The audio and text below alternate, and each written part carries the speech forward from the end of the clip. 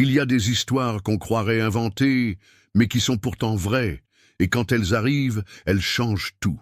Demandez à cet homme qui a perdu 3 millions en liquide dans une mallette, et qui a retrouvé un petit mot écrit au crayon de couleur. Si vous aimez les bonnes histoires, laissez votre petit « j'aime » tout de suite, abonnez-vous. Sinon, vous risquez de rater le reste de ce récit. C'était un mardi, de ces mardis où même le vent semble travailler. Il était presque 11 heures du matin quand il est descendu de sa Mercedes, tiré à 4 épingles dans un costume qui valait plus cher que la maison de la plupart des gens. Téléphone à l'oreille, pochette noire à la main et une hâte tellement évidente qu'elle faisait honte à son ombre. Il s'est assis sur un banc public, juste 23 secondes, le temps de signer un document tranquillement. Et c'est dans ces secondes-là que le destin a glissé de ses mains, littéralement. La mallette était là, juste à côté, mais ce n'était pas n'importe quelle mallette. Non, c'était une Louis Vuitton, modèle exécutif, avec une serrure biométrique et 3 millions de réais en espèces à l'intérieur. Ne demandez pas pourquoi il se promenait avec autant d'argent. Les riches ont parfois des manies que même la logique ne peut expliquer. Le fait est que il s'est levé, a pris son téléphone, son dossier de contrat, mais la mallette, elle est restée là. Seul, sur un banc, en plein centre-ville. Et maintenant, écoutez bien, 10 minutes plus tard, un petit garçon est apparu, pieds nus, environ 8 ans, un t-shirt Spider-Man déchiré et un regard qui ne collait pas avec son âge. Un de ces regards qui ont déjà tout compris de la vie. Trop tôt, il a vu la mallette. Il est resté figé quelques secondes, à la regarder. Il ne l'a pas touchée, juste observé, jusqu'à ce qu'un homme s'approche, visiblement intéressé. Chemise, cravate desserrée, badge d'entreprise au cou. « Cette mallette est à moi !» a-t-il dit avec un sourire plus faux qu'un billet de 3 réais. Mais le garçon n'a pas cru un mot. « Si elle était à vous, vous sauriez ce qu'il y a dedans ?» a-t-il répondu d'une voix calme. La voix de quelqu'un qui n'a plus rien à perdre. L'homme a insisté, a tenté de l'attraper, mais le garçon a crié, fort, si fort qu'un agent de sécurité de la place est venu voir ce qu'il se passait. L'homme est parti en vitesse. Et le garçon, il s'est assis sur le même banc que le millionnaire, a pris la mallette dans ses bras, et il a attendu, presque 1 heure, sans trop savoir ce qu'il attendait, jusqu'à ce que la voiture noire revienne. Le millionnaire est descendu en courant, la chemise trempée sous sa cravate en soie, le visage pâle, les yeux perdus. Et là, il l'a vu, le garçon, assis, avec la mallette sur les genoux et un petit billet coloré dans les mains. Quand l'homme a vu ça, il s'est figé, comme s'il avait vu un fantôme. « D'où tu tiens ce dessin ?» a-t-il demandé, la voix tremblante. Le garçon l'a regardé et a prononcé une phrase qui a figé le temps. « C'est ma mère qui l'a dessiné, avant de mourir, et elle a dit que c'était pour mon père. » Silence. L'homme est tombé assis sur le banc. Il a regardé de nouveau le billet, puis le garçon, et il s'est mis à trembler. Certaines histoires commencent avec de l'argent, mais elles finissent avec ce que l'argent ne pourra jamais acheter. Et celle-ci, elle ne fait que commencer. L'homme était resté là, figé, comme un lampadaire frappé par la foudre. La mallette pleine de millions, oubliée, le costume de luxe, trempé de sueur. Tout s'effaçait, sauf ce petit billet. Il a pris ce bout de papier froissé, jauni par le temps, et l'a regardé comme on regarde un miracle. C'était un dessin d'enfant, simple. Une petite maison, une femme en robe jaune, un enfant tenant un ballon, et un homme en costume. En bas, une phrase écrite de travers au crayon rose. « Pour mon amour, n'oublie pas notre existence. » Le garçon observait tout avec ce silence des enfants qui ont appris à survivre sans réponse. C'est lui qui a rompu le silence. « Monsieur, vous reconnaissez le dessin ?» Le millionnaire a dégluti, a tenté de parler, mais sa voix était en morceaux. « Où as-tu eu ça ? Je le garde depuis que je suis tout petit. Elle disait que quand je trouverais l'homme du dessin, je devrais lui remettre, à lui seul. » L'homme a fermé les yeux, serré les lèvres, et la question qu'il redoutait est venue. « Comment s'appelait ta maman ?»« Clarisse. » À ce moment-là, le monde s'est arrêté. Clarisse, un nom qu'il n'avait pas entendu depuis des années, des décennies, non pas parce qu'il avait oublié, mais parce qu'il l'avait enfouie. Comme on jette une clé dans un puits pour ne jamais revenir, il s'est levé d'un bond, a fait les 100 pas, s'est frotté le visage comme s'il voulait se réveiller. C'est impossible, impossible.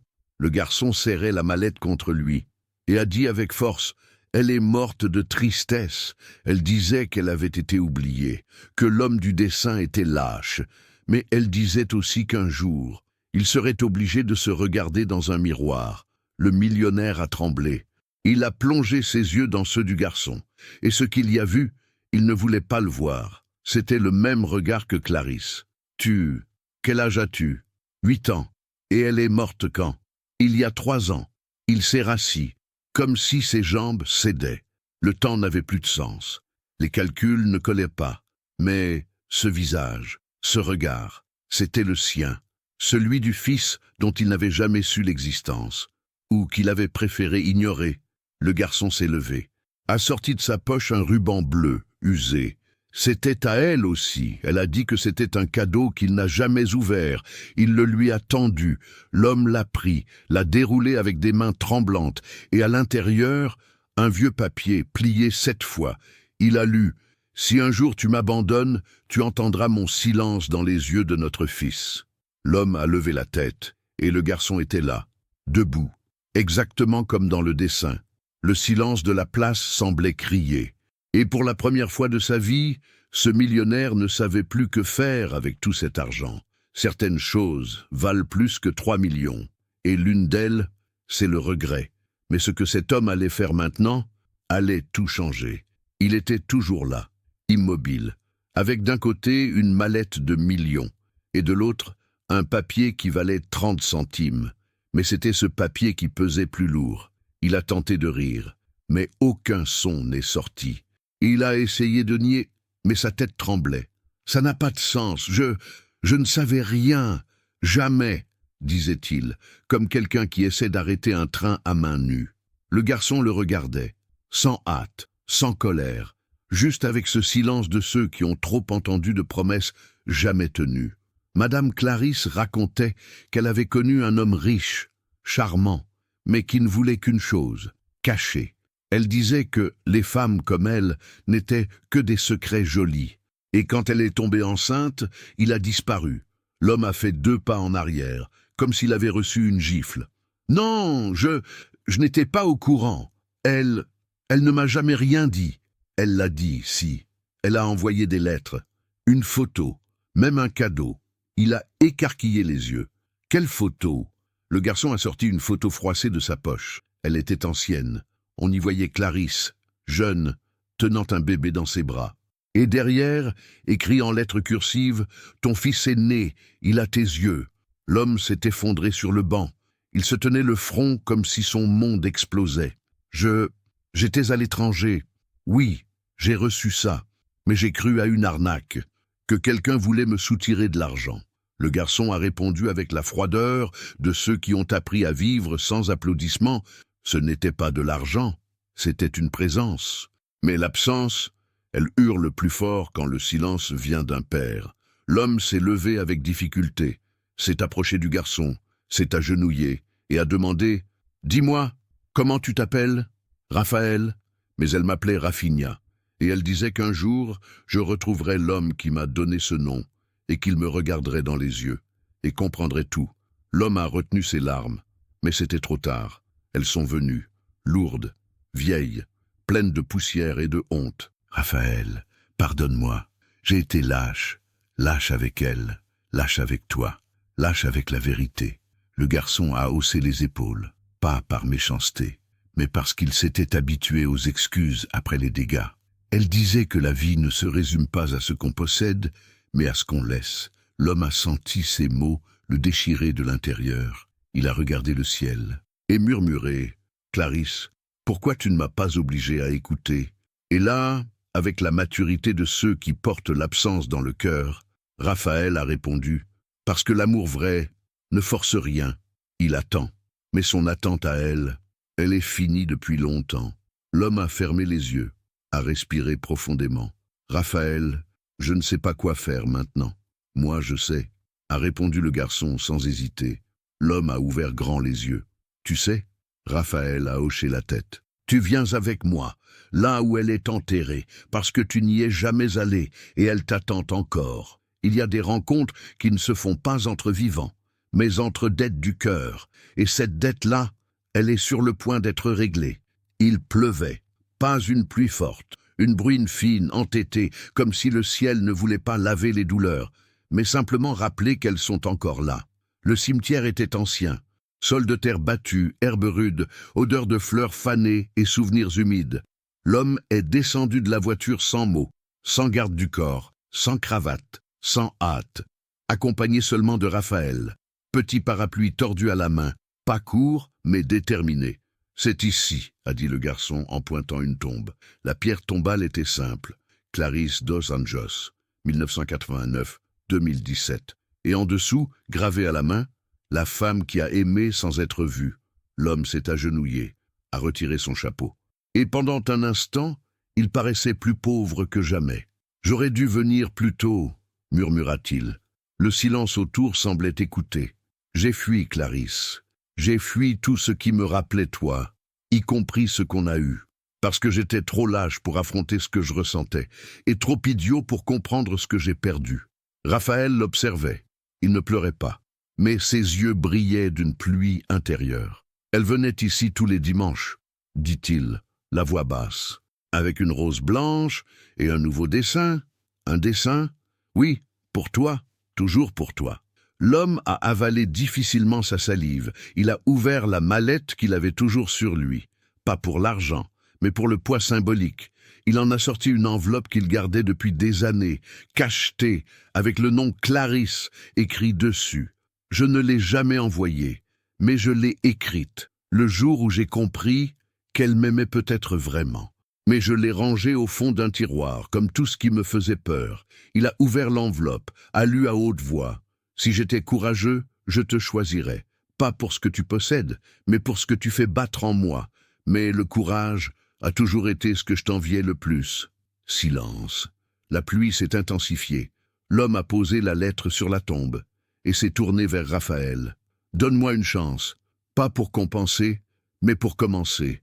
Raphaël l'a regardé, a réfléchi et a répondu sans se presser. La chance, ce n'est pas toi qui la prends. C'est moi qui la donne. Mais pour l'instant, tu peux marcher à mes côtés. » Et ils sont sortis du cimetière. Un homme qui portait la culpabilité et un garçon qui portait l'espérance. Mais aucun des deux ne savait que Clarisse n'avait pas révélé tous ses secrets. 2 jours plus tard, un homme en costume sombre est arrivé devant la maison du millionnaire. Porte-documents en cuir, regard pointu. « Monsieur Augusto, je peux entrer ?» C'était l'avocat de la famille, mais pas n'importe lequel, celui qui gérait déjà l'héritage des parents d'Augusto. « Bien sûr, » répondit Augusto, méfiant.